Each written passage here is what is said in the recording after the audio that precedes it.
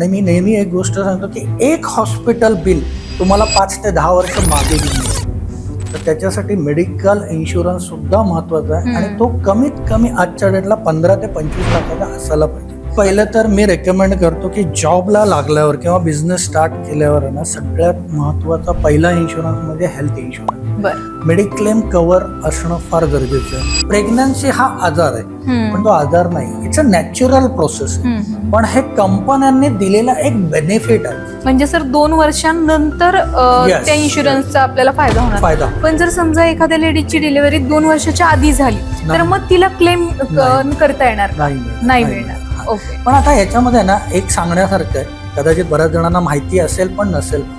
जो company insurance असतो ना, कंपनीकडून जो इन्शुरन्स केला जातो त्याच्यामध्ये हे बेनिफिट आहे ना कव्हर केलं जातं. पुणे असू द्या किंवा मुंबई असू द्या किंवा नाशिक असू द्या, सगळीकडे मेडिकल कॉस्टिंग ही वाढतच चालली. पण ऍटलिस्ट सुरुवातीला इनिशियल स्टेजला ज्यावेळेला तुम्ही मेडिक्लेम करताय तर ऍटलिस्ट 10 लाखाची तरी घ्यायला पाहिजे. सेव्हिंग अकाउंटला ठेवली तर धोका एक असतो की अननेसेसरी एक्सपेन्स होण्याचे चान्सेस जास्त. मग तेच जर लिक्विड फॉर्म मध्ये असतील तर त्याला पाहिजे त्यावेळेला तो विड्रॉ करू शकतो. जेन्युइन क्लेम असेल तर कुठलीही मेडिक्लेम कंपनी असू द्या ती रिजेक्ट करणार नाही. फक्त क्लेम जेन्युइन असला पाहिजे आणि पॉलिसी काढताना ह्या गोष्टीची खूप मोठी दखल घेतली गेली पाहिजे की आपले जे काय प्रिव्हियस हिस्ट्री असेल ना ती सांगितली गेली पाहिजे. कारला सीट बेल्ट असतो, बरोबर आहे, पुढे जे 2 जण बसलेले असतात, काही कारमध्ये तर मागच्यांसाठी पण सीट बेल्ट आहे. सीट बेल्ट का असतं? प्रोटेक्शनसाठी, बरोबर आहे. टर्म इन्शुरन्स किंवा हेल्थ इन्शुरन्स हे प्रोटेक्शन आहे सीट बेल्ट सारखं.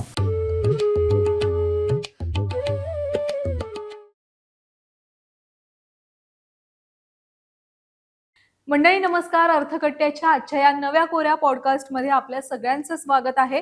खरं तर मागच्या वेळी आपल्यासोबत होते जितेंद्र वाणी सर आणि आज पुन्हा एकदा त्यांना आपण आमंत्रित केलंय. त्याचं कारणच हे आहे की तुम्ही कमेंटमधून दाखवलेला उत्साह किंवा प्रोत्साहन आणि त्यामध्ये तुम्ही अनेक प्रश्न इन्शुरन्स बद्दल सुद्धा विचारले होते आणि सरांनी इन्शुरन्स आणि म्युच्युअल फंड यामध्ये मोठ्या प्रमाणात काम केलेलं आहे. जवळपास 25 ते 30 वर्ष त्यांनी काम केलेलं आहे आणि लोकांना त्यामुळे चांगले आर्थिक सल्ले सुद्धा त्यांनी दिलेले आहेत. म्हणूनच आज खास इन्शुरन्सच्या बाबतीतल्या या आजच्या पॉडकास्टमध्ये आपण सरांना आमंत्रित केलंय.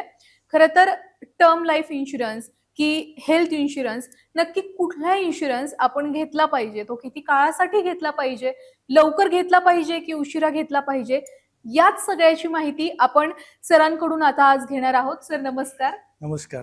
पुन्हा एकदा सर तुमचं अर्थकट्ट्यावरती स्वागत आहे. तुमचं सुद्धा खरंच खूप कौतुक करण्यासारखं आहे की तुम्ही परत एकदा आम्हाला ह्या चॅनलवर परत एकदा बोलवलं, त्याबद्दल तुमचे खरंच खूप खूप आभार. येस. आता सर आपण इन्शुरन्सच्या बाबतीत बोलूयात की इन्शुरन्सचे नक्की प्रकार कुठले कुठले आहेत आणि इन्शुरन्स म्हणजे नेमका प्रकार काय आहे? ओके. प्रिया, कसं आहे ना, इन्शुरन्स हा काळाची गरज आहे. कारण की माणूस आहे ना इन्कम कमवतो, पण जर काही अनसर्टन्टी आली आणि काही कारणास्तव त्याची डेथ झाली तर त्याच्या ज्या काही पुढच्या गोष्टी आहेत त्याच्यावर ज्या काही लायबिलिटीज आहेत, लोन आहे, मुलांचं एज्युकेशन आहे, मुलीचं लग्न आहे, तर ते सगळं कसं मॅनेज होणार?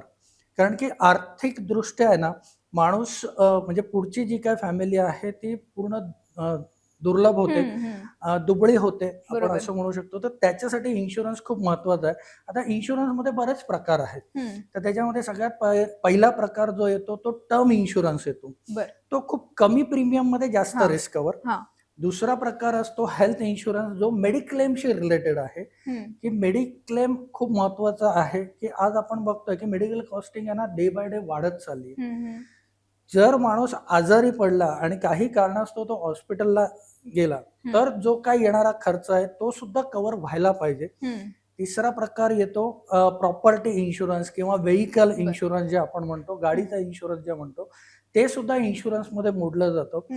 तर ह्या सगळ्या गोष्टी इन्शुरन्स मध्ये येतात. आणि टर्म इन्शुरन्सच्या व्यतिरिक्त एन्डॉवमेंट पॉलिसीज आहेत किंवा युलिप प्लॅन आहेत. मग कोणासाठी काय बेस्ट आहे ते निवडून त्या पद्धतीने इन्शुरन्स मध्ये इन्व्हेस्टमेंट केली पाहिजे किंवा ते कव्हरेज घेणं फार गरजेचं आहे. मग सर या तिन्ही मधला महत्वाचा इन्शुरन्स कुठला असेल, टर्म, हेल्थ की लाईफ? कारण आता जर समजा 25 मध्ये एखादा इन्शुरन्स आम्हाला सुरू करायचा आहे, तर हो. ह्या तिन्ही मधला एक कुठला इन्शुरन्स असा महत्वाचा असेल? कारण स्टार्टिंगला तर लोकांना एवढं पेमेंट नसतं. बरोबर. सो मग यातलं 3 पैकी एक कुठला असा आहे इन्शुरन्स सगळ्यात पहिलं महत्वाचा? तर मी रेकमेंड करतो की जॉबला लागल्यावर किंवा बिझनेस स्टार्ट केल्यावर आहे ना, सगळ्यात महत्वाचा पहिला इन्शुरन्स म्हणजे हेल्थ इन्शुरन्स. बर. मेडिक्लेम कव्हर असणं फार गरजेचं आहे, सगळ्यात महत्वाचं. मग सेकंड येतं तुमचं जर प्रीमियम बजेट कमी असेल, कमी प्रीमियम मध्ये टर्म इन्शुरन्स हा चांगला कव्हरेज देऊन जातो. बर. पण हा टर्म इन्शुरन्स मध्ये मॅच्युरिटी हा प्रकार नसतो, त्याच्यामुळे त्याचा प्रीमियम खूप कमी असतो. जर थोडा प्रीमियम वाढवला तर आपण एंडोमेंट पॉलिसीमध्ये सुद्धा इन्व्हेस्टमेंट करू शकतो की ओके. जेणेकरून मॅच्युरिटी मिळू हा. शकते. असं आहे. आणि मग टर्म इन्शुरन्स नक्की काय प्रोटेक्ट करतं? म्हणजे त्या इन्शुरन्सचा नक्की प्रकार काय आहे? म्हणजे खरं तर हे तिन्ही सुद्धा इन्शुरन्स आम्हाला आहे ना डिटेलमध्ये थोडेसे सांगा, की टर्मचा प्रकार काय आहे, हेल्थ इन्शुरन्सचा काय आहे ओके. आणि लाईफ लाईफ इन्शुरन्सचा काय आहे? इन्शुरन्स. ओके. आता लाईफ इन्शुरन्सचाच भाग येतो हम्म. पहिला म्हणजे टर्म इन्शुरन्स. सगळ्यात पहिले आला तो टर्म इन्शुरन्स. हम्म. तर आता हा टर्म इन्शुरन्स आला कसं किंवा लाईफ इन्शुरन्स आलं कसं? बरोबर. तर फार पूर्वी ज्या वेळेला हे जे फिशरमॅन असतात, हम्म. फिशरमॅन जे फिश काढण्यासाठी सी मध्ये जातात हम्म. आणि फिश घेऊन येतात, हम्म. पण त्यावेळेला त्यांची बोट आहे ना म्हणजे तुफानमध्ये बरोबर. फसायची आणि त्याच्यामध्ये बरेच जणांचं नुकसान व्हायचं. हम्म. ते परत यायचे नाहीत. मग त्यावेळेला आला त्या संघटनेने एक डिसाईड केलं की आपण एक छोटे छोटे बरोबर. अमाऊंट जमा करूया आणि अशा फॅमिलीला आपण एक अमाऊंट देऊया. हम्म. तिथे मॅच्युरिटी नव्हती, म्हणून मग टर्म इन्शुरन्स आला आणि त्या टर्म इन्शुरन्सचा प्रीमियम खूप कमी असतो. हम्म. म्हणजे जर आता आपण 1 करोडच्या टर्म इन्शुरन्सचं प्लॅनिंग केलं, वय वर्ष असेल, आपण फॉर एक्झाम्पल 30 वय पकडूया. हम्म. 30व्या वर्षामध्ये 1 करोडसाठी प्रीमियम येतो साधारण 17 ते 18,000च्या आसपास वर्षाला. वर्षाला, इयरली. बरं, म्हणजे आपण पर मंथ पर डेचं जर कॅल्क्युलेशन केलं तर हार्डली 47 ते 48 रुपये बरोबर. Per day. त्याच्यामध्ये तुम्हाला 1 करोडचं कव्हरेज मिळतं. जर त्या व्यक्तीला काही झालं, म्हणजे नॉर्मल डेथ असू द्या किंवा ऍक्सिडेंटल डेथ असू द्या, त्या फॅमिलीला पूर्ण 1 करोड रुपये दिले जातात. बरोबर. तर तो एक प्रकार झाला टर्म इन्शुरन्सचा. पण पुढे जाऊन काय झालं की त्याच्यामध्ये मॅच्युरिटीच मिळत नव्हती, म्हणून मग प्रकार आला एंडोमेंटचा. एंडोमेंट प्रकार म्हणजे काय की आता 25 वर्षाची पॉलिसी काढली, फॉर एक्झाम्पल 10 लाखाची पॉलिसी काढली, ऑब्व्हियसली टर्म इन्शुरन्स पेक्षा त्याचा प्रीमियम जास्त आहे. बरं, जो 17,000मध्ये टर्म इन्शुरन्स मिळतो आहे, तोच एंडोमेंट पॉलिसी 10 लाखाची कदाचित 40 ते 45,000 रुपये प्रीमियम असू शकतो वयोमानाप्रमाणे. बरं, पण 25 वर्षानंतर एक चांगली अमाऊंट त्याला दिली जाते. आपण 6 to 7% जरी इंटरेस्ट पकडला, त्याच्यावर बोनस पकडला, तर साधारण मोठामोठी 27 ते 28 लाखाच्या आसपास त्याला मॅच्युरिटी मिळते. म्हणजे 10 लाखाची सम एश्युर्ड आणि प्लस बोनस असं त्याला 25 वर्षानंतर दिलं जातं. पण त्याला प्रीमियम कॉस्टिंग जास्त होती. मग त्याच्यानंतर अजून एक महत्वाचा प्रकार म्हणजे हेल्थ इन्शुरन्स. हेल्थ इन्शुरन्स मध्ये काय होतं की मेडिकल कव्हर, म्हणजे आज तो काम करतो आहे, तो सर्वाइव्ह होतोय, पण अचानकपणे त्याला ऍडमिट व्हावं लागलं, काहीही डिसीज असू द्या, आजार पण सांगून येत नाही, किंवा ऍक्सिडेंट झाला, ऍक्सिडेंट मध्ये काही त्याला इलनेसेस आले, तर त्याच्यासाठी हॉस्पिटलमध्ये ऍडमिट केल्यावर जो काय हॉस्पिटलचा खर्च आहे, आणि आज आपल्याला हे माहिती आहे की medical costing day by day वाढत चालली आहे. बरं, याचा रेशो जवळपास ना 22% आसपास आहे, दरवर्षी 22% वाढते. बरं, हा सिटी टू सिटी डिपेंडेबल आहे. पण मेडिकल इन्शुरन्स हा याच्यासाठी उपयोगाचा आहे की तो ऍडमिट आहे, त्याचं इन्कम बंद आहे, मग त्याचं जे काय सेव्हिंग आहे ते त्याला ब्रेक करून तिथे हॉस्पिटलचं बिल भरणं आहे. म्हणजे त्याने जे त्याचं पुढचं फ्युचरचं गोल बनवलंय ते कुठेतरी ब्रेक होणार आहे. आणि मी नेहमी एक गोष्ट सांगतो की एक हॉस्पिटल बिल तुम्हाला 5 ते 10 वर्ष मागे घेऊन जातो. तर त्याच्यासाठी मेडिकल इन्शुरन्स सुद्धा महत्वाचा आहे, आणि तो कमीत कमी आजच्या डेटला 15 ते 25 लाखाचा असायला पाहिजे. आणि त्या 15 ते 25 लाखासाठी हजबंड, वाईफ आणि मुलं मिळून साधारण प्रीमियम 25 ते 30,000च्या घरात येईल. जसं वय वाढलेलं असेल, फॅमिली स्ट्रक्चर वाढलेलं असेल, तसा तो प्रीमियम वाढलेला असू शकतो. बरोबर. तर त्याच्यासाठी तोही खूप महत्वाचा आहे की तो तुमचा फायनान्शियल जे काय तुमचे गोल आहेत त्याला प्रोटेक्ट करतो. बरोबर. आणि सर टर्म प्लॅन मध्ये मॅच्युरिटी बेनिफिट नसतो, मग तरी सुद्धा हा प्लॅन महत्वाचा का मानला जातो? त्याच्या मागचं कारण एकच आहे प्रिया, की त्याला प्रीमियम कमी आहे, त्याच्यामुळे रिस्क कव्हर जास्त मिळतं. आणि आजच्या डेटला फॅमिलीज ज्या आहेत ना, पहिले जॉईंट फॅमिली होत्या, आता न्यूक्लिअर फॅमिली झाल्या. आणि न्यूक्लिअर फॅमिली असल्यामुळे प्रत्येक जण ॲम्बिशियन्स आहे, प्रत्येकाला स्वप्न आहेत, प्रत्येकाला ते स्वप्न पूर्ण करण्यासाठी तो होम लोन घेतो, कार लोन घेतो, पर्सनल लोन असतं, क्रेडिट कार्डवर लोन असतं, परत मुलांचं एज्युकेशन आहे. या सगळ्या गोष्टी असतानाही जर त्याच्याकडे टर्म इन्शुरन्स नसेल आणि उद्या जर अनसर्टन्टी काही आली तर ती फॅमिली सर्व्हाइव्ह होणार आहे. तर त्याच्यासाठी कमी प्रीमियम मध्ये जास्त रिस्क. आणि मग कव्हरेज किती घेतलं पाहिजे आणि त्यासाठी प्रॅक्टिकल फॉर्म्युला नक्की कुठला आहे? ओके, ह्युमन लाईफ व्हॅल्यू जो फॉर्म्युला आहे तो काय सांगतो की आपलं जे काय अॅन्युअली इन्कम आहे त्याच्या साधारण 10 ते 15 पटीमध्ये आपला इन्शुरन्स असला पाहिजे, म्हणजे 10 to 15 टाइम्स. आता आपण एक उदाहरण बघितलं, एखाद्या व्यक्तीचं उत्पन्न 10 लाख आहे, वार्षिक उत्पन्न त्याचं 10 लाख आहे, तर 10 लाखाच्या 10 to 15 टाइम्स म्हणजे मोठामोठी 1.5 करोडचा त्याचा इन्शुरन्स असला पाहिजे. मग त्याच्यामध्ये त्याचं लोन आहे, फॅमिलीचं जे काय आहे ते सगळं कव्हर आपण करू शकतो. ओके. आणि मग टर्म इन्शुरन्स घ्यायचा योग्य वेळ कुठला आहे किंवा योग्य कालावधी कुठली? कारण करिअरच्या सुरुवातीला जबाबदाऱ्या पण तेवढ्या जास्त असतात, त्याच्यामुळे मग आधी घेतली पाहिजे, आधी टर्म इन्शुरन्स घेतला पाहिजे की मग थोडंसं लग्न झाल्यानंतर, मूलबाळ झाल्यानंतर जबाबदारी वाढते, मग तेव्हा टर्म इन्शुरन्स घेतला पाहिजे? या बाबतीत प्रिया माझं मत असं असतं की तुम्ही जॉबला लागलात ना तर सगळ्यात पहिले टर्म इन्शुरन्स करून घ्या.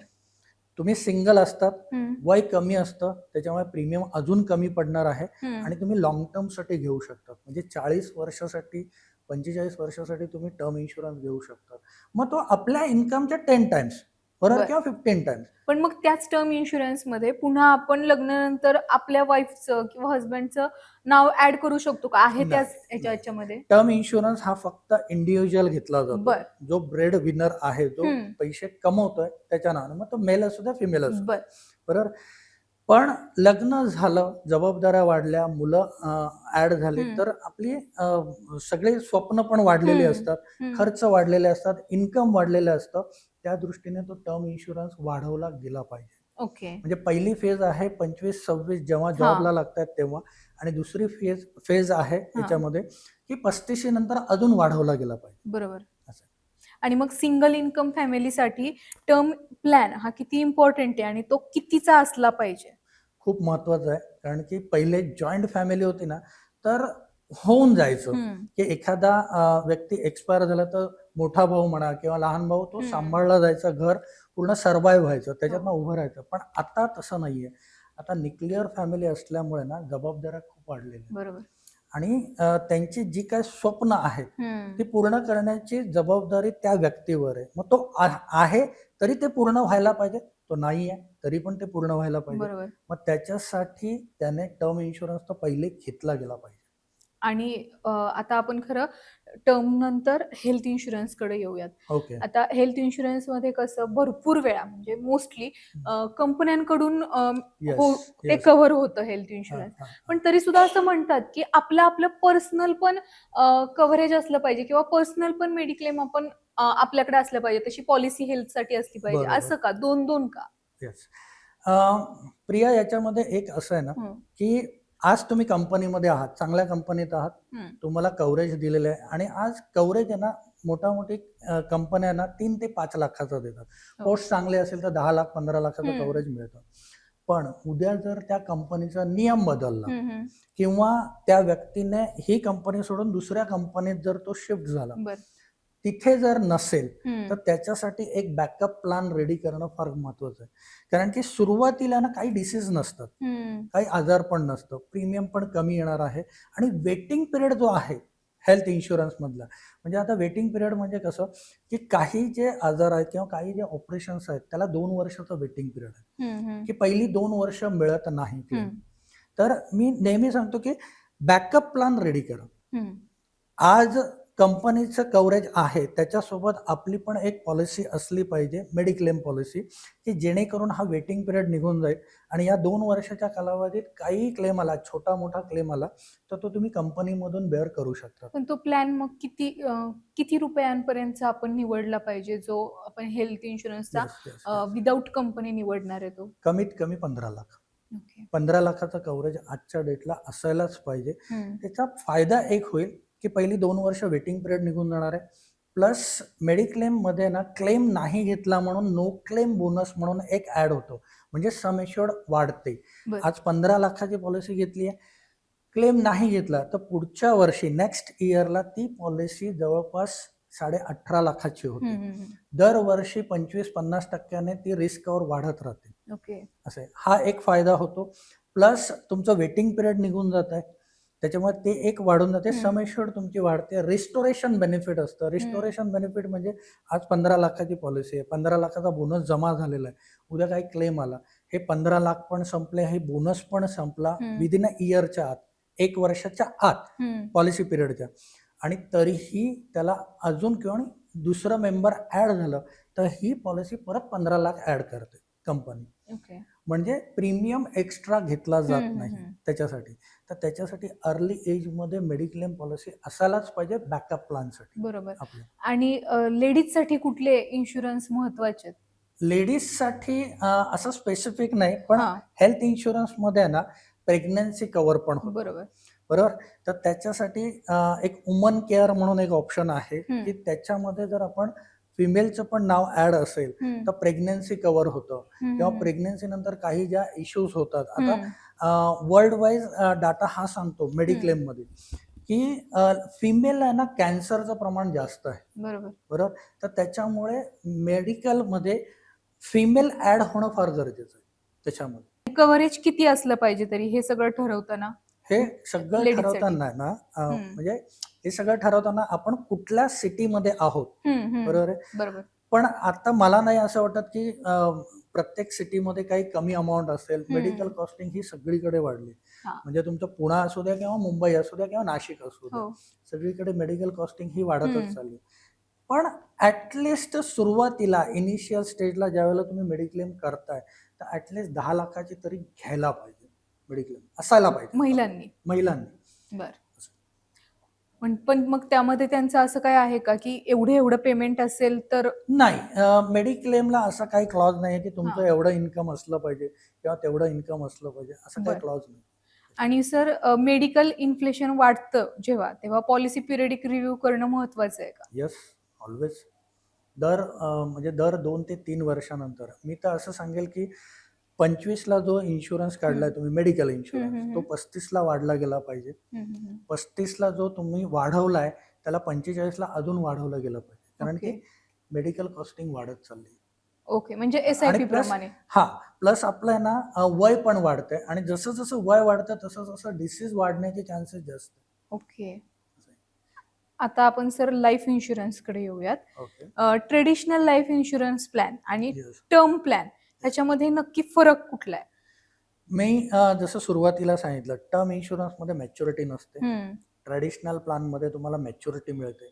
ट्रेडिशनल प्लॅन मध्ये तुम्हाला एंडोमेंट आहे एक ऑप्शन. एंडोमेंट म्हणजे जसं सांगितलं की 25 वर्षाची, 20 वर्षाची, वॉटेवर तुम्ही टर्म घेतली तेवढे वर्ष प्रीमियम भरा आणि त्याच्यानंतर तुम्ही मॅच्युरिटी घ्या. ओके. आणि दुसरा अजून एक त्याच्यामध्ये ॲड ऑन प्रकार आहे मनी बॅक. दर 5 वर्षांनी, 4 वर्षानंतर तुम्हाला काहीतरी अमाऊंट रिटर्न येत होते, पैसे परत मिळत होते. बरं. तर तो एक प्रकार झाला ट्रॅडिशनल मधलाच. बरं. आणि आता नवीन जो प्रकार आहे किंवा जो पब्लिकला आवडतो की मार्केटचं पण मला बेनिफिट पाहिजे, मला टर्म इन्शुरन्सचं पण बेनिफिट पाहिजे, तर हे सगळे बेनिफिट ऍड करून एक युलिप म्हणून एक कन्सेप्ट आलाय. ओके. युलिप प्लॅन हा एक चांगला पॉप्युलर आहे की मला इन्शुरन्स पण कव्हरेज मिळेल, टॅक्स बेनिफिट पण मिळेल, मॅच्युरिटी टॅक्स फ्री पण मिळेल, आणि मला मार्केटचं बेनिफिट पण मिळेल त्याच्यामध्ये. साधारण तिथे आपल्याला 10-11% रिटर्न सुटू शकतात. पण युलिप मधला एक नियम आहे. नियम असं नाही म्हणता येणार, पण जो व्यक्ती लॉंग टर्म थांबेल म्हणजे त्याचं प्रोव्हिजन आहे 15 वर्ष, 20 वर्षासाठी, आणि त्याला रिटर्न्स पण चांगले जनरेट करून पाहिजे असतील एन्डॉमेंटपेक्षा, ट्रॅडिशनल प्लॅनपेक्षा, त्याच्यासाठी युलिप अक्षरशः चांगला योग्य पर्याय आहे. ओके. हा. पण मग सर मला हे एक समजलं नाहीये की आपण म्हणतो की ट्रेडिशनल लाईफ इन्शुरन्स प्लॅन मध्ये मॅच्युरिटी मिळते, मग टर्म लाईफ मध्ये का मिळत नाहीये म्हणजे नक्की? त्याच्या मागचं कारण एकच आहे प्रिया, की पब्लिकला काय आहे ना, म्हणजे कस्टमरला काय पाहिजे की मला प्रीमियम कमी भरायचं आहे, माझ्यावर ऑलरेडी लायबिलिटीज आहे, लोन लायबिलिटीज आहे, मला तो पण EMI भरायचा आहे, मला मुलांचं शिक्षण पण करायचं आहे, मला माझे छोटे छोटे स्वप्न पण पूर्ण करायचे, तर मला कमी प्रीमियम मध्ये रिस्कवर जास्त द्या. आणि 60 जनरली असं बघितलं गेलंय की 60 पर्यंत ना, 60 एज पर्यंत ना भरपूर काही लायबिलिटीज असतात.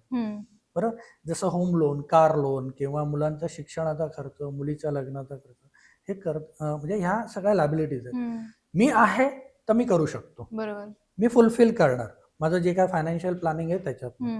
पण जर अनसर्टन्टी काही आली, मी नाहीच आहे, बरोबर आहे, तर मग काय? मग माझा फॅमिली मेंबर काय करणार आहे? मी जे काय साठवलेलं आहे, ते म्युच्युअल फंड असू द्या, बँकेतले FD असू द्या, गोल्ड असू द्या, किंवा प्रॉपर्टीमध्ये इन्व्हेस्टमेंट केली, जर मी आज हे करूनच नाही ठेवलं टर्म इन्शुरन्स, तर मग फॅमिली काय करणार? ऑप्शन काय आहे त्यांच्याकडे? म्युच्युअल फंड मधले विड्रॉ करणार, प्रॉपर्टी विकून टाकणार, गोल्ड सेल आउट करणार, लोन रिपे करण्यासाठी ह्या सगळ्या गोष्टी कराव्या लागतात. बरोबर आहे. मग त्याच्यासाठी ना कमी प्रीमियम मध्ये मला जास्त कव्हरेज पाहिजे. जर उद्या काही झालं तर ते कव्हरेज मधून लोन लायबिलिटीज नील होईल, उरलेले थोडेफार पैसे मी कुठेतरी बँकेत इन्व्हेस्ट करेल किंवा म्युच्युअल फंड मध्ये किंवा पोस्टात इन्व्हेस्ट करेल, त्याच्यातनं दर महिन्याला काहीतरी मानधन येईल, जे काय आहे ते मिळेल आणि त्याच्यातनं माझी फॅमिली सर्वाइव्ह होईल. बरोबर. आणि सर मग इन्शुरन्स आणि सोबतच इन्व्हेस्टमेंट दोन्ही पण आपण केलं पाहिजे आणि ते म्हणजे जुळतं का? म्हणजे नक्कीच जुळतं. जर तुम्ही आज एन्डॉमेंट सारख्या प्लॅनला 40 ने 50,000 किंवा 1 लाख रुपये प्रीमियम देणार आहे, जो काय असेल तो वयोमानाप्रमाणे, त्याच्यापेक्षा टर्म प्लॅन मध्ये तुम्ही छोटा प्रीमियम भरून मोठं कव्हरेज, उद्या काही झालं तर ते तुम्हाला बेनिफिशियल आहे. आणि इन्व्हेस्टमेंट ही तुमची वेल्थ क्रिएट करते. मग भले तुम्ही म्युच्युअल फंड मध्ये SIP करा, स्टेपअप SIP करा, किंवा लमसम अमाऊंट इन्व्हेस्ट करा, किंवा तुम्ही पोस्टात इन्व्हेस्ट करा किंवा बँकेत इन्व्हेस्ट करा. ओके. लक्षात आलं की इन्शुरन्स हे तुम्हाला फॅमिलीला प्रोटेक्ट करणार आहे, आणि इन्व्हेस्टमेंट हा प्रकार असा आहे ना की तुमची वेल्थ क्रिएट करून देणार आहे. तर ह्या दोन्ही गोष्टी खूप महत्वाच्या आहेत. उद्या काही झालं तर इन्शुरन्स बेनिफिशियल आहे फॅमिलीसाठी, आणि नाहीच झालं तर माझी वेल्थ क्रिएट होणार आहे, आणि त्याच्यातनं माझे छोटे मोठे जे काय गोल आहेत ते माझे फुलफिल होणार. म्हणजे थोडक्यात इन्शुरन्स पण घेतला पाहिजे, इन्व्हेस्टमेंट थोडी थोडी का होईना पण सुरू ठेवली पाहिजे. ठेवलीच पाहिजे. ओके. आणि लोक सर जास्त करून लाईफ इन्शुरन्स घेतात पण अंडर इन्शुअर्ड का असतात? कारण की ना त्यांना ते ह्युमन लाईफ व्हॅल्यूच आहे ना गणितच कळत नाही. त्यांना असं वाटतं की मला आहे ना फक्त कुठला तरी ऍडवायझर आलाय म्हणून मला पॉलिसी काढायची, मला टॅक्स बेनिफिट मिळतंय म्हणून मला पॉलिसी काढायची.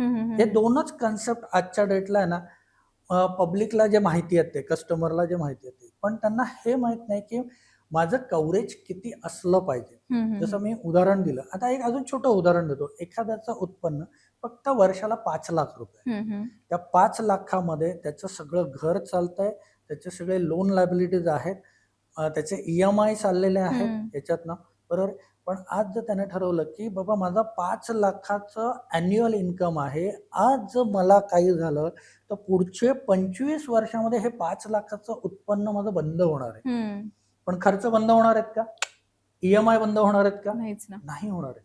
ते तसेच चालू राहणार आहे. आणि प्लस खर्च तेवढेच राहणार आहेत का? तर नाही, ते वाढत राहणार आहे. आपला जो इन्फ्लेशनचा रेट आहे 6%, ते तर वाढतच राहणार आहे. कारण की दूधवाला येऊन म्हणणार नाहीये की मॅडम असं झालंय तर मला बिल नका देऊ, आहे की नाही? असं नाही होणार आहे. किराणावाला असं नाही म्हणणार की मॅडम असं झालंय बिल नका देऊ, मी तुम्हाला असं दे. मग त्याच्यासाठी आपला प्रॉपर इन्शुरन्स असणं गरजेचं आहे. 5 लाखाच्या 10 टाइम्स, म्हणजे ऍटलिस्ट 50 लाख, 75 लाखाच्या आसपास आपलं रिस्क कव्हर असलं पाहिजे. मग ते तुम्ही टर्म प्लॅनने करा का ट्रॅडिशनलने करा, किंवा टर्म प्लस ट्रॅडिशनल दोघांचं कॉम्बिनेशन करून. बरोबर. आणि तुमच्याकडे आता भरपूर क्लायंट्स येतात. येस. मग समजा एखादा 25 मधला क्लायंट आला, तर त्याला तुम्ही सगळ्यात पहिल्यांदा कुठला प्लॅन म्हणजे किंवा कुठला इन्शुरन्स हा सजेस्ट करता, की हा तू बाबा तुझ्या 25 मध्ये घे? ओके. सगळ्यात पहिले तर माझ्याकडे कुठला क्लायंट आला ना, हं. त्याचं रिस्क ॲपेटाईट बघितली जाते. म्हणजे त्याचं प्रोफेशन काय आहे, त्याचं इन्कम काय आहे. त्या दृष्टीने सगळ्यात पहिले त्याला टर्म प्लॅन आम्ही सजेस्ट करतो. बरं. बरोबर आहे. हं. कारण की टर्म प्लॅनमध्ये प्रीमियम कमी येणार आहे. हो. बरोबर, जसं सांगितल्याप्रमाणे.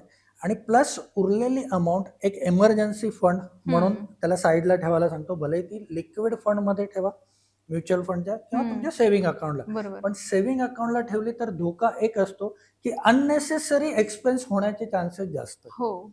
मग तेच जर लिक्विड फॉर्ममध्ये असतील तर त्याला पाहिजे त्यावेळेला तो विड्रॉ करू शकतो. आणि आपण लिक्विड फंडचं कम्पॅरिझन आहे ना सेव्हिंग अकाउंटशी करतो. सेव्हिंग अकाउंटमध्ये 3 ते 4% रिटर्न्स मिळतात. लिक्विड फंडमध्ये त्याच्यापेक्षा थोडा जास्त अल्फा जनरेट होतो. हो.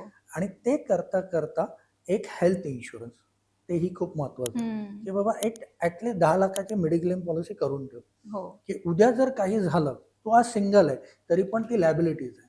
भलेही कंपनीकडनं असली तरी पण ती लॅबिलिटीज आहे.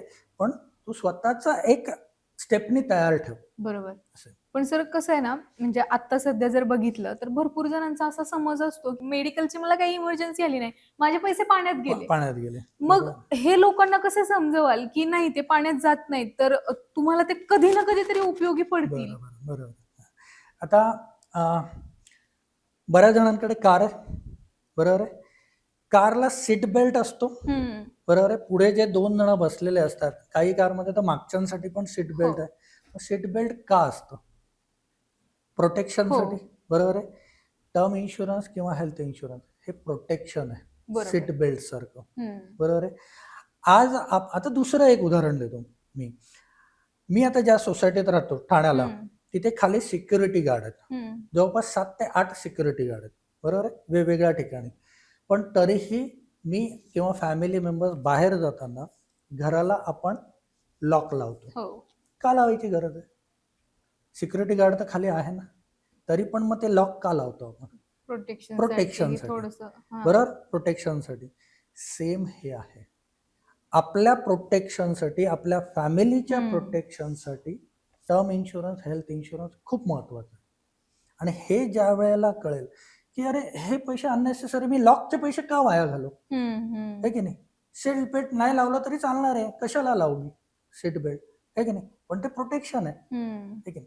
मग तसंच हे आहे की आपल्याला आपल्या फॅमिलीच्या प्रोटेक्शनसाठी हे करणं गरजेचं आहे. बरोबर. आणि ही खूप म्हणजे मोठी गोष्ट आहे की प्रत्येक व्यक्तीला असं वाटतं की मी अमरत्वाचं फळच खाऊन आलो. हे की नाही? हे प्रत्येक व्यक्तीला वाटणं चुकीचं नाहीये.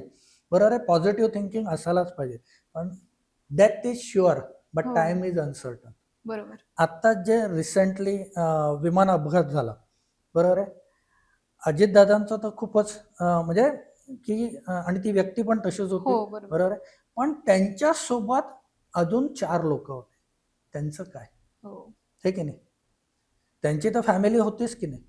मग ही घटना अचानक झालेली. हे की नाही? ही माहित नव्हती, अचानक झाली. पण त्या फॅमिली सुद्धा सर्वाइव्ह होणारच आहे ना पुढे जाऊन. मग त्याच्यासाठी आपल्याला इन्शुअर राहणं खूप महत्वाचं आहे. बरोबर.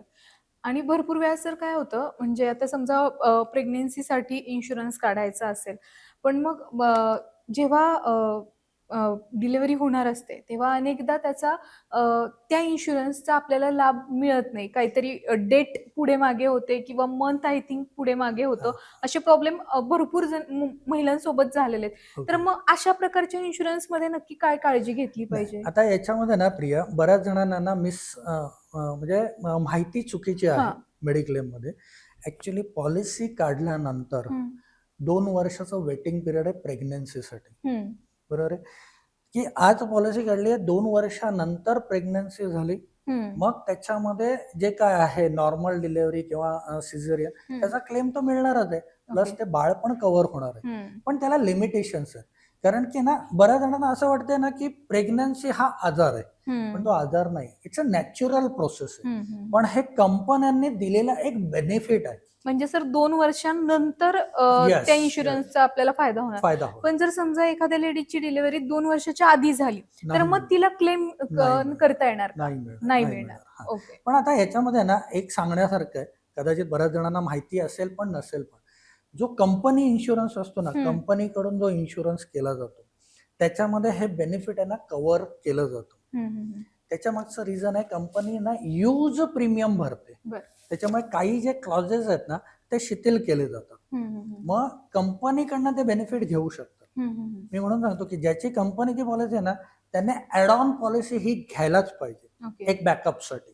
बरोबर आहे की इथे नाही होते ना तर आपण इथे बेनिफिट घेऊ शकतो असं. ओके. पण ती वर्किंग वुमन असली पाहिजे. हा, बरोबर. सर कसं होतं भरपूर वेळा आहे ना इन्शुरन्सचा डिसिजन हा खूप असा पुढे पुढे ढकलला Yes, जातो. yes, yes. ग्राह्यच लोक धरत नाहीत धरत जास्त करून की इन्शुरन्स खरोखर आपल्यासाठी महत्वाचा आहे. महत्वाचं आहे. जेव्हा आपल्या मित्रासोबत एखादा इन्सिडेंट घडेल आणि भाई त्याला इन्शुरन्स उपयोगी पडला आपण पण काढला पाहिजे, काढला पाहिजे. तोपर्यंत बुद्धी टाळ्यावर येत नाही असं म्हणतात. मग हे लोकांना कसं सांगाल की इन्शुरन्स पुढे ढकलू नका काढायचं, तर ते योग्य वेळेत काढा. येस. याच्यामध्ये ना हे तर कॉमन आहे. आज जर डाटा बघितला ना, पूर्ण डाटा ऑल ओव्हर इंडियामध्ये आपल्या भारतात 144 करोड जनता आहे, म्हणजे 140 करोडच्या आसपास आहे. तर आज आहे ना फक्त आणि फक्त 53% लोकांकडे हेल्थ इन्शुरन्स आहे. बरोबर. आणि तोही आहे ना जुजबी आहे, 3-5 लाखाचा. आणि त्याच्यामध्ये मेजॉरिटी पर्सेंटेज आहे ना कंपनी इन्शुरन्सवर डिपेंडेबल आहे. हो, बरोबर. की माझ्या कंपनीचा आहे तर मी कशाला. हो. मग हे सगळ्यात चुकीचं आहे. ज्या वेळेला 40-50च्या आसपास येतात ना त्यावेळेला इन्शुरन्स काढण्यासाठी आहे ना माणूस मेंटली प्रिपेअर्ड व्हायला लागतो. पण बरोबर. त्यावेळेला ना वेळ निघून गेलेली असते. एखाद्याला डायबिटीज झालेला असतो. आज जर प्रिया तू डाटा बघितलास ना, गुगलवर पण सर्च केलंस ना, तर जवळपास 60% लोकांना ना डायबिटीज आहे आपल्या इथे. आज जवळपास 38% अशी लोक आहेत ना की ड्यू टू डायबिटीज त्यांना हार्ट अटॅकचे चान्सेस जास्त आहेत.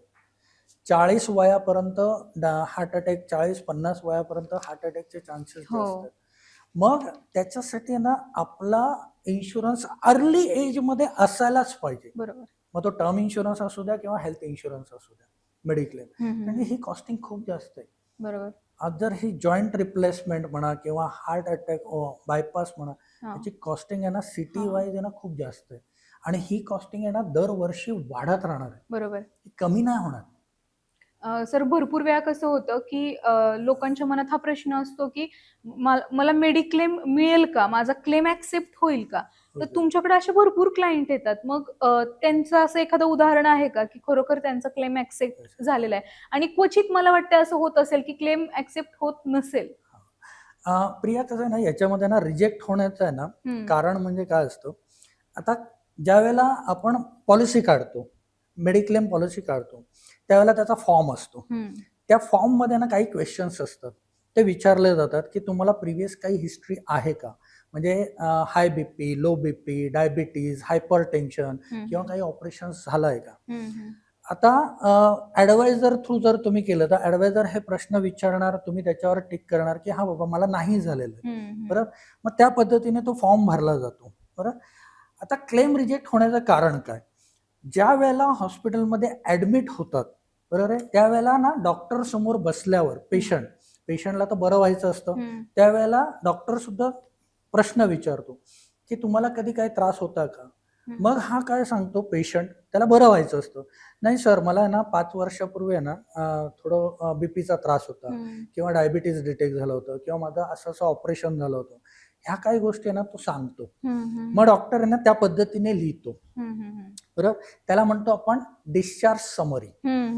त्या समरीनुसार त्याची ट्रीटमेंट असते. डॉक्टर त्या पद्धतीने ट्रीटमेंट देतो. मग क्लेम पुटअप केला जातो. क्लेम पुटअप केल्यानंतर भले तो कॅशलेस असू द्या किंवा रिइम्बर्समेंटचा असू द्या, क्लेम पुटअप केल्यानंतर त्याच्यामध्ये फॉर्म बघितला जातो जो पॉलिसी काढताना आहे आणि प्लस तुमचा डिस्चार्ज समरी बघितली जाते. हे कुठंही मिसमॅच झालं, विसंगती याच्यात दिसली तर क्लेम रिजेक्ट होणार आहे. सिंपल. आता आपल्याकडे अशी काही उदाहरणं आहेत की ज्यांना क्लेम मिळालेले आहेत. आता क्लेम मिळालेले कसे आहेत की आता रिसेंटली 4 महिन्यापूर्वी. म्हणजे मी हे का आवर्जून सांगतो की आपली पॉलिसी का 15 ते 25 लाखाची असायला पाहिजे. बघा, ज्युपिटर हॉस्पिटल ठाण्यामधलं, तिथे एक आपले क्लायंट ऍडमिट झाले, त्यांची आपल्याकडे 10 लाखाची पॉलिसी. त्यांना आवर्जून सांगितलं होतं की ही वाढवा, नाही वाढवली. 10 लाखाची पॉलिसी ठेवली. जवळपास 27 दिवस ते ऍडमिट होते. 27 डेज ज्युपिटर सारख्या ठिकाणी ऍडमिट होते. बिल झालं आहे 24 लाख रुपये. 24 लाखातलं फक्त 11 लाख रुपये पास झालं मेडिक्लेम मध्ये. जो काय बोनस वगैरे ऍड करून आहे ना, 11 लाखाचा क्लेम सेटल झाला. उरलेलं त्या मॅडमना म्युच्युअल फंड मधून विथड्रॉ करून द्यायला लागलं. याच्याने काय झालं, परत 5 वर्ष मागे आल्यात. जो काय कॉर्पस बनवलेला होता तो पूर्ण वायपआउट झाला. पण मी आवर्जून एक गोष्ट सांगेल की जेन्युइन क्लेम असेल तर कुठलीही मेडिक्लेम कंपनी असू द्या, ती रिजेक्ट करणार नाही. फक्त क्लेम जेन्युइन असला पाहिजे आणि पॉलिसी काढताना ह्या गोष्टीची खूप मोठी दखल घेतली गेली पाहिजे की आपले जे काय प्रिव्हियस हिस्ट्री असेल ना, ती सांगितली गेली पाहिजे. आणि अजून एक महत्वाची गोष्ट, ज्या वेळेला आपण रिइम्बर्समेंटला पेपर टाकतोय त्यावेळेला त्या पेपरमध्ये कुठंही टॅम्परिंग केलेलं नसावं. म्हणजे खाडाखोड केलेली नसावी. खाडाखोड जरी केली असेल ना, तरी तो क्लेम रिजेक्ट होणार आहे. बरोबर. आणि त्यासाठी डॉक्युमेंटेशन पण व्यवस्थित. येस, डॉक्युमेंटेशन खूप प्रॉपर लागतं. आणि मी म्हणूनच नेहमी सांगतो की याच्यासाठी ऍडवायझर खूप महत्वाचा. कारण की पहिली केस जाते ती ऍडवायझर कडे जाते आणि नंतर मग ती कंपनीकडे. बरोबर. आणि सर सध्या युलिप बद्दल खूप ऐकतो. ते नक्की काय कन्सेप्ट आहे? हे बघा, युलिप हा ना खूप चांगला कन्सेप्ट आहे. मी याला युलिपच्या ऐवजी ना थोडं अजून एक नाव देतो की ट्युलिप. ट्युलिप म्हणजे काय, टर्म इन्शुरन्स आणि युलिपचं कॉम्बिनेशन आहे. आता एक उदाहरण आपण घेतलं, खूप चांगला कन्सेप्ट आहे. तुम्हाला SIPचं पण बेनिफिट पाहिजे, तुम्हाला टर्म इन्शुरन्स पण पाहिजे, तुम्हाला क्रिटिकल इलनेस पण पाहिजे कव्हर करून, तर हे सगळं एका फॉर्मॅटमध्ये मिळू शकतं. आज जर उदाहरण घेतलं आपण की 5,000 रुपये दर महिना, 5,000 रुपये दर महिना जर तुम्ही SIP ला सुरुवात केली तर त्याच्यामध्ये तुम्हाला 50 लाखाचा कव्हरेज आहे. नॉर्मल डेथ झाली म्हणजे कुठल्याही आजारपणाने मृत्यू झाला तर 50 लाख रुपये फॅमिलीला जाणार आहेत. जर ऍक्सिडेंटल डेथ झाली तर ऍडिशनल 50 लाख रुपये म्हणजे 1 CR फॅमिलीला जाणार आहेत. बरोबर आहे. आता ऍक्सिडेंट झाला, due to accident permanent disability झाली. परमनंट डिझॅबिलिटी म्हणजे तो पूर्ण टोटली बेड रिटर्न झाला. म्हणजे 2 हात गेले, एक हात एक पाय गेला, तो झोपूनच आहे. त्या केसमध्ये सुद्धा 50 लाख फॅमिलीला दिले जाणार. आणि इन बिटवीन जरी त्याची डेथ झाली तर अजून ऍडिशनल 50 लाख दिले जातील. आणि 40 वर्षाची टर्म आहे, 40 इयर्सची टर्म आहे. ह्या पिरियडमध्ये जर या तिघांपैकी म्हणजे ही जी अनसर्टन्टी ही जर नाहीच झाली तर त्याला मॅच्युरिटीला 50 लाख रुपये अप्रॉक्सिमेटली दिले जातील. ही आहे युलिप कन्सेप्ट. आणि प्रीमियम भरायचा फक्त 5,000 रुपये दर महिना आणि तोही फक्त 10 वर्ष. प्रीमियम तुम्ही 10 वर्ष भरला, 40 वर्षाचा कव्हरेज आहे. पुढचे 30 वर्ष तुम्हाला टोटली फ्री. ओके. येस. जसं म्हणजे कसं आहे सर, आता SIP सुरू करायची आहे तर त्यासाठी आपण काय म्हणतो की विश्वासू एखाद्या ऑफिसरकडे जा किंवा विश्वासू याच्याकडे जा. तसं इन्शुरन्स समजा आम्हाला घ्यायचा आहे की एखाद्या सर्वसामान्य माणसाला ऑफलाईन घेतला पाहिजे, ऑनलाईन घेतला पाहिजे, आणि त्यासाठी खरोखर चांगला सोर्स आणि चांगला सल्लागार असणं महत्वाचं आहे का? खूप महत्वाचं आहे. खूप छान प्रश्न विचारलाय प्रिया. इथेच आहे ना मोठी चुकी करतात, प्रीमियम कंपॅरिझन करतात. म्हणजे पुढचा विचार करत नाही बरेच जण. आता मी माझं एक उदाहरण देतो. कोविडची जी सेकंड वेव्ह आली होती त्यावेळेला मी पॉझिटिव्ह होतो. त्यावेळेला आहे ना मी ऍडमिट होतो डोंबिवलीतल्या एम्स हॉस्पिटलमध्ये. आणि माझ्या वॉर्डमध्ये आहे ना जी डॉर्मेटरी होती तिथे जवळपास ना 120च्या आसपास पेशंट होते. त्याच्यामध्ये मेजॉरिटी लोकांच्या ना कंपनीची पॉलिसी होती. काय होतं बघ, कंपनीची पॉलिसी असल्यामुळे ना की बऱ्याच जणांना प्रोसेसच माहित नाही काय करायचे. कंपनीची पॉलिसी काय घेतात की प्रीमियम कमी आहे. बरोबर आहे, प्रीमियम कमी असल्यामुळे आम्हाला तिकडनं बरोबर आहे. पण हा विचारच करत नाही की उद्या क्लेम आला तर मी कोणाला फोन करायचा. आता यांचे ऑफिसेस सगळे दिल्ली, गुरगाव त्या साईडला आहेत. बरोबर. यांच्या टोल फ्री नंबरवर फोन केला ना तर पहिली 15 मिनिटं तर ते आन्सरिंग मशीनच आहे. Yes. 1 दबा, 2 दबा, 9 दबा, 8 दबा, हो. त्याच्यानंतर तो. आता जस्ट इमॅजिन कर ती सिच्युएशन काय असते. आणि दुसरा मला नेहमी प्रश्न विचारावा वाटतो की मी टेक्नोसवी आहे, मी उद्या ऑनलाईन जाईल, माझी मिसेस आहे तेवढं नाहीच ना. टेक्नोसवी, ती कोणाकडे अप्रोच होणार आहे. हम्म. त्यावेळेला ऍडवायझरची गरज पडते. बरोबर. आणि माझ्या बोर्डमध्ये मेडिक्लेम जे हम्म. होतं तर ते ऑनलाईन असल्यामुळे त्यांचा मीडिएटरच कोण नव्हता, बरोबर. त्यांना माहितच नाही माहितीच प्रोसेस नाही. कशी हा करायची. हा. ही एक गोष्ट आहे, त्याच्यासाठी ऍडवायझर खूप महत्वाचा आणि आहे. तो सुरुवातीपासून असला पाहिजे. सुरुवातीपासूनच असायला पाहिजे, कारण की त्या क्लेमच्या पूर्ण प्रोसेसमध्ये ना तो हम्म. तुमच्या सोबत असतो. बरोबर. आता जर मला विचारलंच नाही तर माझी स्वतःची हेल्थ इन्शुरन्स पॉलिसी माझ्याकडे नाहीये. मी 25 वर्षापासून काम करतोय, पण ती पॉलिसी माझ्याकडे नाहीये. मी ती बरोबर. दुसऱ्याकडे काढून ठेवली. हम्म. ज्या वेळेला कोविडमध्ये मी ऍडमिट होतो, माझी फॅमिली ठाण्याला होती, मी डोंबिवलीला ऍडमिट होतो. हम्म. माझ्या फॅमिलीने फक्त माझ्या ऍडवायझरला सांगितलं, हम्म. त्याने बाहेर बसून सगळी प्रोसेस केली. बरोबर. याच्याने काय झालं, मी tension free, family family tension free. Tension. बरोबर. म्हणजे मी माझ्या हेल्थकडे कॉन्सन्ट्रेट करू शकतो, हम्म. माझी फॅमिली माझ्या म्हणजे जी काय माझी मुलं आहेत त्यांच्यावर फोकस करू शकते, हम्म. आणि माझा एजंट माझ्या क्लेमसाठी प्रोसेस करू शकतो. बरोबर. ही प्रोसेस आहे. जर आपल्याला टेन्शन फ्री मध्ये राहायचं असेल तर हम्म. आपली पॉलिसी ही ऍडवायझर थ्रूच असली पाहिजे. बरोबर. आपली गुंतवणूक, मग तो टर्म इन्शुरन्स असू द्या किंवा म्युच्युअल फंडची इन्व्हेस्टमेंट असू द्या, ही ऍडवायझर थ्रूच असली पाहिजे. आणि जो हम्म. प्रोफेशनल ऍडवायझर असेल हम्म. त्याची मार्केटमधली पत काय आहे, किती वर्षापासून तो काम करतोय, त्याचा सेटअप काय आहे, बरोबर. हे बघून ते निवडणं गरजेचं आहे. हम्म. ऑनलाईन मध्ये तुम्हाला माणूसच दिसत नाही कोण. हो. आणि परत त्यांची माणसं बदलत असतात. आणि ऑनलाईन मध्ये फ्रॉड किंवा फसवण्याची शक्यता असते का? तसं तर होत नाही, हम्म. पण ना मेडिक्लेम पॉलिसीमध्ये किंवा टर्म इन्शुरन्स मध्ये ना हिडन क्लॉजेस खूप असतात, बरोबर. ते आपल्याला कळत नाही, कळत नाहीत. बरोबर. है की नाही. आता कमी प्रीमियम मध्ये जास्त रिस्क, टर्म इन्शुरन्स हो. मी म्हणतोय, कमी प्रीमियम मध्ये जास्त इन्शुरन्स हम्म. कव्हरेज आहे. हम्म. तर उद्या कंपनीला आहे ना एक फक्त पॉइंट शोधत असते की हा क्लेम मी कसा रिजेक्ट करतो, हो. बरोबर. है की नाही. आज 17-18 हजारामध्ये तुम्हाला 1 करोडचं रिस्क कव्हर दिलंय. हम्म. एक कॅल्क्युलेशन कर ना की 100 जणांनी 1 करोडचा इन्शुरन्स काढलाय, 100 पीपल्सने, व्यक्तींनी, आणि 18,000 फक्त प्रीमियम भरलाय. हम्म. आपण ऍव्हरेज साठी 20,000 प्रीमियम पकडूया. बरोबर, 20,000 इंटू 100 किती प्रीमियम जमा केला साधारण त्यांनी? मोठामोठी फक्त हो. 20 लाखाचा प्रीमियम जमा केलाय. आणि आज ह्या 100 जणांमध्ये 5 क्लेम येऊ दे, हम्म. द्यायचे किती आहेत? 5 करोड रुपये. मग कुणाकुणाला देणार? कोणाला देणार? मग कुठे मी कट करू शकतो, हम्म. बरोबर. है की नाही. ह्या गोष्टी खूप महत्वाच्या हम्म. असतात. हम्म. बरं, तर त्याच्यासाठी ना ऍडवायझर खूप महत्वाचा आहे. बरोबर. असं. येस. आता सर शेवटचा प्रश्न मला हाच विचारायचा आहे की आज जर लोकांना सांगायचं असेल किंवा तरुणांना सांगायचं असेल की इन्शुरन्स तुम्ही काढा, तर त्यासाठी प्रॅक्टिकली त्यांनी आता आजपासून काय सुरुवात केली पाहिजे इन्शुरन्ससाठी? इन्शुरन्स काढण्यासाठी सगळ्यात पहिला नियम की आपलं इन्कम बघा किती आहे, आपल्यावर असलेली लॅबिलिटीज काय काय आहे ती पेपर वर्कवर लिहून काढा. हम्म. आज फॉर एक्झाम्पल माझं वय 30 आहे, हम्म. माझं आज 5 लाखाचं उत्पन्न आहे, माझं लोन 50 लाख आहे, बर. बरोबर आहे. माझं मुलांचं वय किती, त्यांना मला काय घडवायचं आहे, त्याच्यासाठी आजची कॉस्ट किती लागणार आहे, आणि 25 वर्षानंतर 20 वर्षानंतर त्याचा इन्फ्लेशन प्रमाणे किती वाढू शकतो, मोठी, बरोबर आहे. हे सगळं पेपर वर्कवर जर कॅल्क्युलेशन केलं तर आज ज्याचं 5 लाखाचं उत्पन्न आहे त्याला कमीत कमी 1 ते 1.25 करोडचा इन्शुरन्स असणं गरजेचं आहे, टर्म इन्शुरन्स. बरोबर. बरोबर. मग तो तुम्ही युलिफ फॉर्मॅटमध्ये घ्या, ट्रॅडिशनल फॉर्मॅटमध्ये घ्या, किंवा टर्म इन्शुरन्स फॉर्मॅटमध्ये घ्या, कुठल्याही फॉर्मॅटमध्ये घ्या, किंवा याचं कॉम्बिनेशन घ्या. दुसरं, हेल्थ इन्शुरन्स.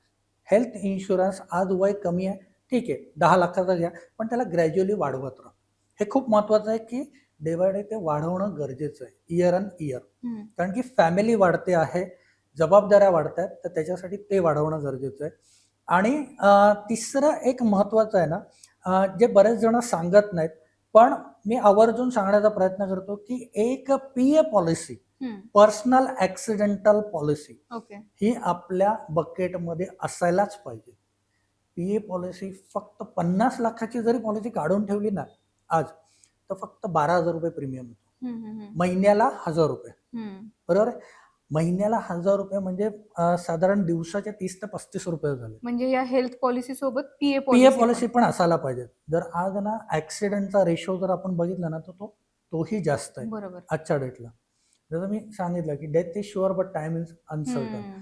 डेथ ही सांगून येणार नाहीये, व्हावी कोणाचीच इच्छा नाहीये, कुठल्याच फॅमिली मेंबर्सला असं वाटत नाही की असं व्हावं, पण हे प्रोटेक्शन आहे. जसं मी एक नेहमी उदाहरण देतो की कारला आहे ना 4 चाकं नसतात, 5वं स्टेपनी असते. स्टेपनी हे काय काम करते माहिती, एमर्जन्सी फंडचं काम करते. स्टेपनी ही उद्या जर अनसर्टन्टी आली तर तो टर्म इन्शुरन्स उपयोगात पडणार आहे. उद्या जर हॉस्पिटलायझेशन आलं तर तीच स्टेपनी हेल्थ इन्शुरन्सच्या माध्यमातून जो काय 10, 15, 25 लाखाचा इन्शुरन्स असेल तो तुम्हाला कामात पडणार आहे. ही स्टेपनी असेल तर आपल्या आयुष्याची जी गाडी आहे, आपल्या संसाराची जी गाडी आहे ती व्यवस्थित सुरळीत चालू राहू शकते.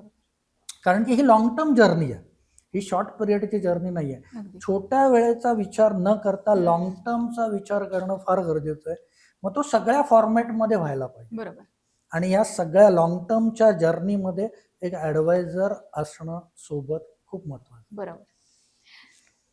सर, तुम्ही इन्शुरन्स बद्दल खूप माहिती सांगितलीत. हेल्थ इन्शुरन्स असेल किंवा लाईफ इन्शुरन्स असेल, टर्म इन्शुरन्स असेल, आपल्या प्रेक्षकांना सुद्धा ते 100% समजलेलं असणार आहे. कारण सरांनी उदाहरणं देऊन टर्म इन्शुरन्स असेल, हेल्थ किंवा लाईफ सगळ्याची अगदी व्यवस्थित उदाहरणं देऊन इन्शुरन्स का महत्वाचा आहे, ॲडव्हायझर का महत्वाचा आहे, तो इन्शुरन्स कितीचा काढला पाहिजे, महिलांनी इन्शुरन्स का काढला पाहिजे, काढला तर तो कोणत्या पिरियडमध्ये काढला पाहिजे आणि तो मग तेव्हा त्याचा किती फायदा होईल, या सगळ्या गोष्टीची म्हणजे थोडक्यात इन्शुरन्सच्या जगतातली सगळी माहिती जी आपल्याला हवी होती ती आज जितेंद्र सरांनी आपल्याला दिली आहे. सर, इन्शुरन्स बद्दल तुम्ही एवढं सगळं आम्हाला भरभरून सांगितलं, त्यासाठी खरंच थँक्यू. आणि तुम्हाला सुद्धा आजचा हा व्हिडिओ आवडला असेल तर 100% सबस्क्राईब करा, फॉलो करा. आणि हो, तुमच्या कमेंटमधून आणखी कुठल्या विषयावर तुम्हाला पॉडकास्ट ऐकायला किंवा पॉडकास्टमध्ये चर्चा करायला आवडेल तर ते सुद्धा आम्हाला कमेंटमधून सांगा. नक्कीच आम्ही त्या प्रकारचे पॉडकास्ट अवेलेबल करू आणि तुम्हाला ती माहिती, अर्थविषयक माहिती ही पुरवू. नक्की आता पुढच्या कट्ट्यावर सुद्धा भेटूयात वेगळ्या अर्थविषयक घडामोडींसह, वेगळ्या अर्थविषयक माहितीसह. तोपर्यंत अर्थकट्ट्याला फॉलो करा, सबस्क्राईब करा, शेअर करा आणि तुमचं म्हणणं कमेंटमध्ये सांगायला विसरू नका. आणि सर, तुम्ही आज एवढ्या चांगल्या प्रकारे माहिती दिली त्याबद्दल खरोखर धन्यवाद. खरंच प्रिया, तुमचं सुद्धा आणि तुमच्या अर्थक्रांती टीमचं खरंच खूप आभार. खूप छान मिशन घेऊन तुम्ही काम करताय, त्याबद्दल तुम्हाला खूप खूप शुभेच्छा. येस, थँक्यू, धन्यवाद.